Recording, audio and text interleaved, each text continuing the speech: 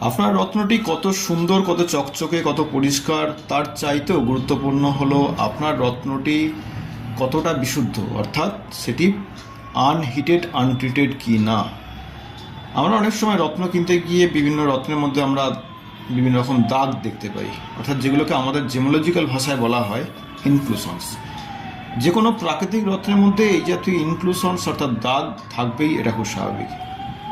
তাই রত্ন কেনার সময় আপনার বাজেট অনুযায়ী, যদি আপনার বাজেট মোটামুটি কম হয়, সেক্ষেত্রে অনেক সময় এই দাগ অর্থাৎ ইনক্লুশনস যুক্ত রত্ন আপনি পারচেস করতে পারেন। তাতে খুব একটা অসুবিধার কারণ নাও হতে পারে।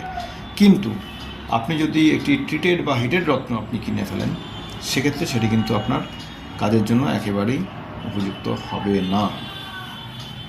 তাই যখন রত্ন কিনবেন, আমি বারবার করে পরামর্শ দিয়ে থাকি যে আপনার রত্নটি কি যথেষ্ট একটি সঠিক ভালো জিওলজিক্যাল ল্যাবে পরীক্ষা করিয়ে আপনার রত্নটি আনহিটেড আনট্রিটেড কিনা জানার পর তারপরে আপনি ক্রয় করুন।